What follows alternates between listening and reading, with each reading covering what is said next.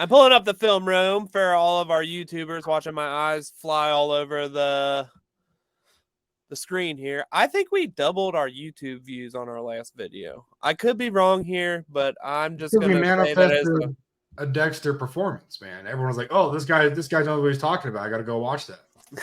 So we're going to try it again. Let's see if we can boost someone's performance. I'm sorry, Bengals fans. Weird cut here. Oh, yeah. Weird cut here. Did you happen to listen to the last, like, the audio version? I loved every it was literally like, and here's the weird cut, and it was like boom, and it was 30 minutes later. It was a well done. I was pretty proud of that one. Gotta like add like a little anyway. What do we got? What do we got today, buddy? We got Derick Hall. He was I believe my 4th ranked edge rusher in last year's draft class. It's this guy here, number 58 for the Seattle Seahawks. He was a 2nd round pick, early 2nd round. I know he was early because I think he was picked 36 or 37 because on my shadow team, I had picks 3 and 25. And when the 2nd round rolled around, I was like, oh my God, Derick Hall's still here. I am going to pick him. And I did. So this not only is a film update for all of you that follow the Big Boy board, for anybody that follows my threads and all of that fun stuff. This, God, I lost my. I'm mad that you got him. I really wanted him on my shadow team. Shadow team, yeah. So this is going to be a whole thing for my shadow team and my updates. And I had a lot of fun with these 4 games from the Seattle Seahawks because they already had a bye, which is super stupid. Why is a bye week 5? Yeah, I wanted another game. Bad. Because the first game here against the Rams, he didn't play very much. He started rotating in more as the season went along. And you will see later on against the Giants, he had a pretty good game. I think everybody on the defensive line had a good game. They had 11 sacks, Jared. I don't know who had. Yeah, I mean, now that I'm thinking about it, he probably didn't play as much as I think he did. And I think there might only be one clip from the Giants game in this whole thing. But yeah, a couple things I really liked about Hall coming out. He is a more compact edge rusher. He's 6'2", 250. He's got great length, though. Tested like a freak athlete, like you would expect from early second round pick. Edge rusher, premium position, all of that fun stuff. But I love the way he played. He plays a very physical style, he uses his strength and length to establish good edges.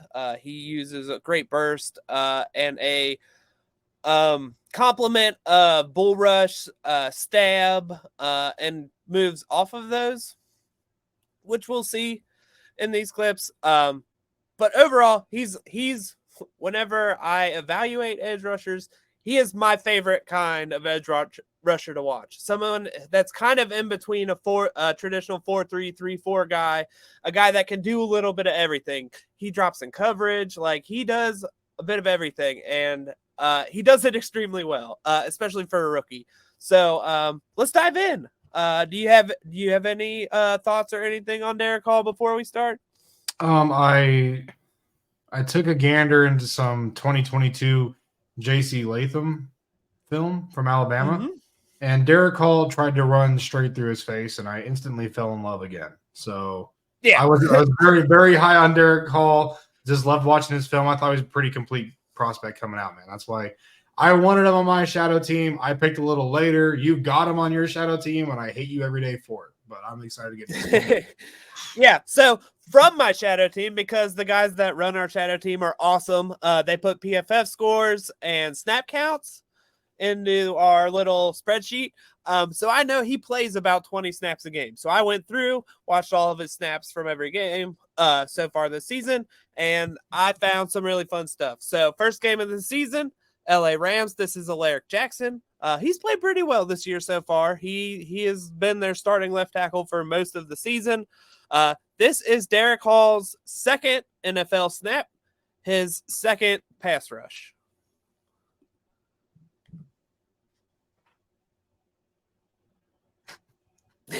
Just, it's not a get after the quarterback because I mean he's so far out here on the edge. You'll see this a couple of times. It's something Seattle asks, especially their edges to do is to line up outside of the tight end like this to maintain outside leverage. They don't want anybody outside of their edge players.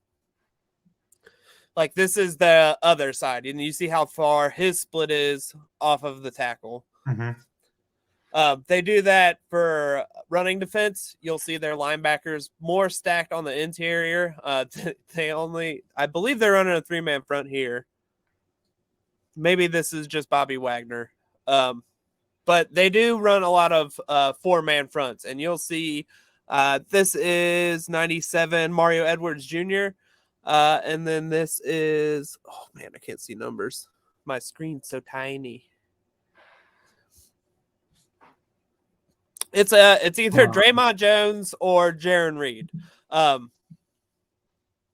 anyway, they mostly just take up space. They really want to isolate their edge rushers against tackles. They want that to be a one-on-one matchup, and they want these guys to kind of maintain outside in the case of outside runs. So that's how they play their draw the 3-man slide is I think what they're going for, because if you can draw the 3-man slide and go man up on the backside and really spread them out like that, you just open yourself, especially like if you're gonna start running stunts off these edges, which I'm sure they do. I mean, it really just gives you a really opportune situation to do that. So that was a much better explanation than the way I was trying to do it. But yes, they're trying to get protections to move also. So you'll see some wide alignments from Hall. But yeah, man, I just like that he immediately, you can see he's closing that angle. He is going to attack that outside half of Jackson. Jackson tries to get there, and we'll see this a couple of times. He will get the tackle to move perpendicular to the line of scrimmage, and then he will try to pry him inside. It's his go-to pass rush move, really. You'll see it's an inside stab. He'll set his inside hand first and then place his outside so that he can get the tackles to reset. And when they take their hands off of him, he tries to shove them more outside, more up the arc, and move inside. He's able to get, as you see, he gets that inside hand moving. He's got Jackson off the ground. And as soon as Jackson hits the ground, he swats the only hand that he has left on him and finishes the pass rush. This was actually a cover bust. So they're trying to get that one-on-one matchup. And the reason Stafford doesn't have to hold the ball, you'll see here comes the tight end. He's trying to pass him off. Go! So the pass rush didn't have any time to develop there. So as good as a rep that was, it was all in vain. I just got to say, I don't know who you think you are trying to get me to watch an edge rusher when I got Steve Avila picking up a twist right in the middle of the field on the same play. I don't know if you're trying to test me here or is what. That all you were watching? I was trying hard not to. I promise. The next game's the Lions game, and that I am telling you right now was so distracting. They even had backups in, and I'm like, ooh, that's a nice run. Like, oh shit, how many plays did I just watch before I missed Hall going in? Man. All right. This is the exact next play. Third NFL snap. Tighten down on it. I like that you said that because what happens is there's action away. So as an edge rusher, you're told to close. Yeah, he's coming. I don't know who gets the ball, but it ends poorly. Oh, yeah. Oh. So LA tries to do something a little tricky. Ooh, shit. Too far. I'll watch the stunt pickup again. It's okay. So LA, this is Tutu here, out here on the wing. Cooper Kupp, tight end. So they're just fucking condensed over here. So they run this outside zone, but Atwell comes in motion and he gets the ball. But Hall when you'll see a lot of guys just chase the tackle in. You can see his eyes. He's looking for the ball, and he sees Atwell's, what do they call this? The basket? What do you call that? Bread basket? The handoff. I'm not going to lie. He sees it all. He sees the ball. He sees that this is coming to him. So he gets upfield. And he's right there to make a play. Problem is, Tutu Atwell's real small. He's real fast, and he can get out of a lot of trouble. Thank goodness for his slot defender beating his block and being able to make and trip him up here on the play. But I really like that he kept his eyes on the ball there, so that he didn't get fooled.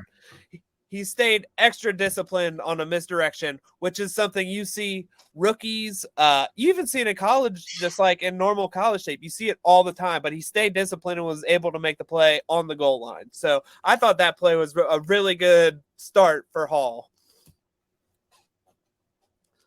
All right. This next one, this is him setting an edge. So, right tackle. This is not Panay Sewell. Sewell was playing left tackle. This is their backup. I forget his name. I'm not going to look it up right now. We're doing film room. Film room's more important. Yes, it is. So this is him just setting an edge against the Lions. You can see he's got his eyes up. He's got extension. He's holding the edge. He got inside, yeah. Yeah, and I love that he's so good with that torque, wrenching dudes with his inside leverage, just all the time. And then he does a great job shedding there. That's another thing. A lot of guys, especially young guys, they have a lot of time hard time disengaging, especially from veteran NFL players when they come in the league. So I was really impressed with Hall's ability to disengage and hold the point of attack on that play. That is something I know, like, everyone's gonna be like, well, that was kind of a boring play. That is something you're asked to do like 15 snaps a game. Like, if you can't do that consistently, you're not going to play. So that the fact that he can show that and shows it pretty consistently, I think consistency, once again, young player, first couple reps in the NFL, there's going to be inconsistencies, but the fact that he's showing this higher level, basic kind of stuff is very encouraging, I think, for Seahawks fans. Well, and like the crazy thing to think about, like, this tackle's only job is to get him outside, right? And it's like, just beat him inside. We don't even need it. You don't need to drive him out. Just get inside leverage and keep him out of the play. We're going to run it right inside of you. And that's where that inside extension from Hall is just like, just getting that lever up, like, just getting into that armpit and driving out, like that kills the entire play. Because there's a lane right there. If he doesn't extend on that inside shoulder, like, they're going to break that open because they kind of have a nice lane built up because 8 vacates for whatever reason. Yeah, this is another reason I was so high on him. You can see his football IQ. Like, he's reading this. He doesn't have his head down. He's not struggling to deal with the tackle here. He is reading his keys. He's keeping his leverage. And when it's time to pry open the hole and disengage, he does all the things you want him to do. Yeah, he's the tackle's merely in the way. He's playing the running back, and it's crazy to watch. Yeah. It's one of those things, like, people kept calling him undersized. Like, I don't care how small you are. If you can do that, he was doing it in the SEC. You said you were watching J.C. Latham. J.C. Latham is 6'6", 6'7", 330 pounds, all of it. And his film is littered with, like, ridiculous strength. And he was doing this kind of stuff to J.C. Latham. Well, so I brought up, I mean, he came out, played one of that game, and tried to run straight through his face to set the tone. Like, he's not scared of contact, and he's strong. He's sneaky strong, man.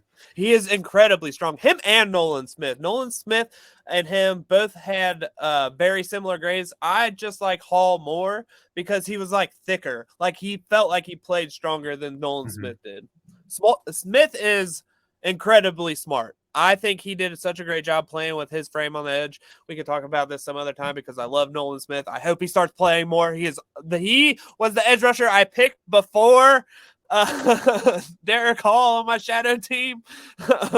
So we're hoping. That's what we were talking about the other day. It's like this. Sometimes the situational football is going to screw us in this shadow thing, man. It really is.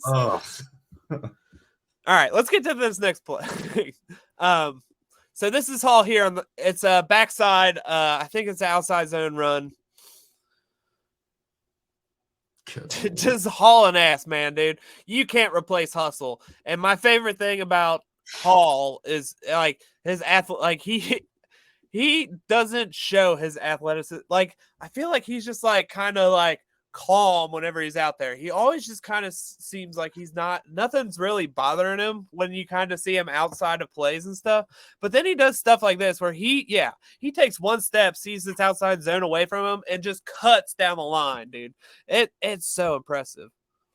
But it's fun to watch because he has that patience too, right? Because like if you're just knifing in whenever you see action away, they're just gonna boot you. But like he takes that first step and he has again eyes in the backfield, really high IQ guy, watching the play develop, and once it's gone, like he's going. Once he sees the basket, he's gone. Yeah, it's just like that's just knowing your keys, knowing what you're supposed to do, doing your job at a high level. That's what you're looking at right there. It's not even a whole step, man. No. He like takes a false step with his inside foot and goes, "Oh shit!" and just cuts the ball's ass. Yeah, he knows it's run all the way. All right, this one, this is just another to kind of build off of this. Another high level. This is a high IQ play.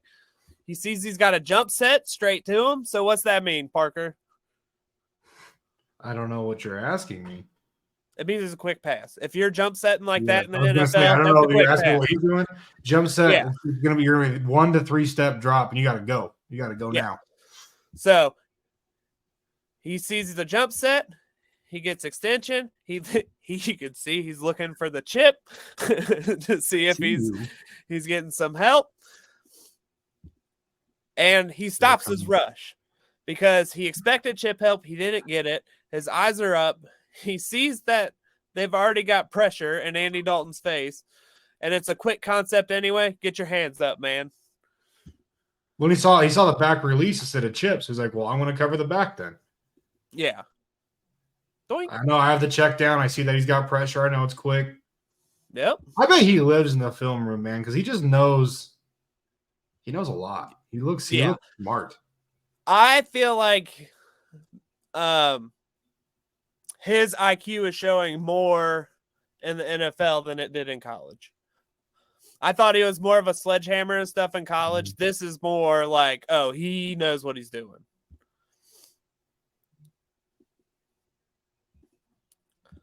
All right. This next one, this is going to be him here. This is that pry. This is going to be a full rep of that inside pry against a first top 10 level offensive tackle. This is your guy, right? Left tackle? Yeah. Ooh. Oh, I was like, oh my gosh, this is the video. Fuck up. Oh, no! So this is what I want to show. So he's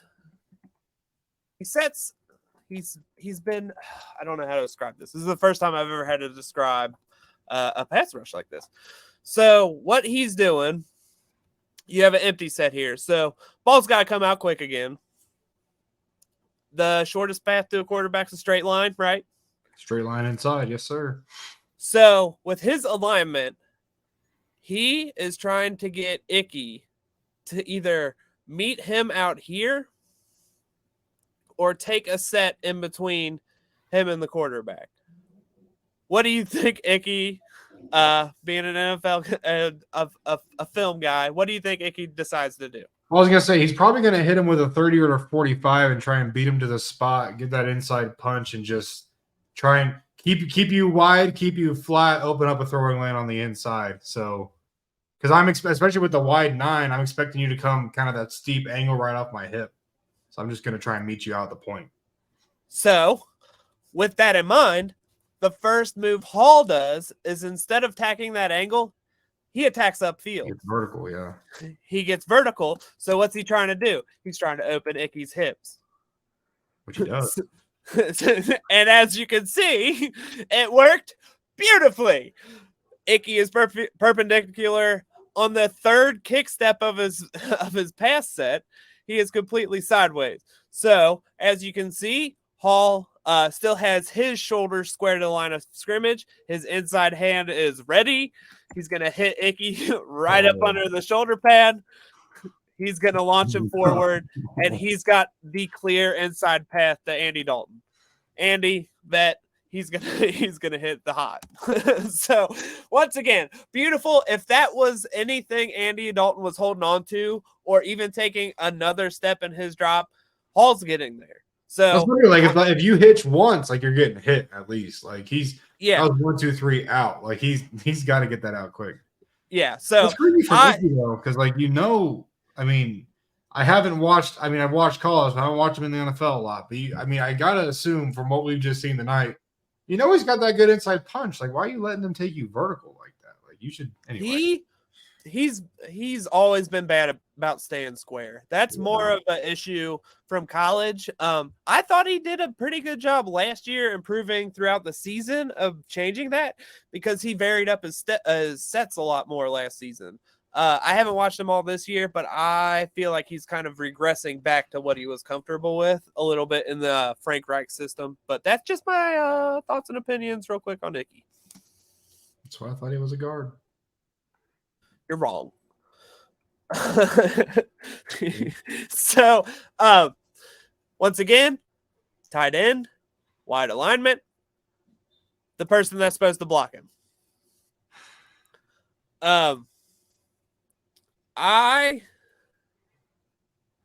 This is just example of his motor. This is a stunt that goes kind of, it just gets real weird. But even though it gets weird and muddy, Hall still is able to get pressure on the quarterback. So I just wanted to show you, like, he's still giving incredible effort and stuff every play. I think this is like late third, early fourth quarter. Like they're like, the Giants are pretty much buried at this point. So there's not a whole lot of reason, especially when a play goes like this, to give the effort. But I just like that he gave this additional effort. So you get just the most awkward chip ever because Hall's trying to keep him on an inside release. And I'm pretty sure Waller is just like trying to spill out here, but they just kind of Neil throwing Waller out of the club. And Evan Neal's like, get the fuck out of my way. And as soon as he does, Hall's like, oh, thank you. I've got all of this room. Goodbye. I can do this and get pressure on the quarterback, which leads to an interception. You gotta imagine, like, in the film room that goes like, Evan, why are you blocking? If you would have put our hands on the DN, we would have been just fine. Why are you blocking the tight end? Yeah, that's hilarious. So I just want to, like, I really like what I saw from Derick Hall. Like I said, the consistency needs to get better. Not something I'm going to harp on. He's still a young player. I think he's the second best edge player for Seattle right now. They have Uchenna Nwosu, who I think is their best edge player right now. He's number 10. And then they have Boye Mafe, who's starting over both Derick Hall and Darrell Taylor. Darrell Taylor's more of a change up to the other three. They rotate all four. They'll play both sides. They'll move them all over the place. They'll move them, all over the place on the edge. They'll switch sides. They move them in and out. They're very multiple in their fronts. But Hall, I feel like him and Nwosu would be a very dangerous duo. And it's one of those things where you see, like, a rookie is playing better than a Maffei's not even like a vet, like, but he's playing better than him. Like, just give him the reps. Like, just let him play. Just give him more development. Like, Nwosu plays the most out of all of them. And I really think Seattle would benefit from having Hall and Nwosu as their starters, as their main two. They need those two, I think, on the field more than any of the other ones.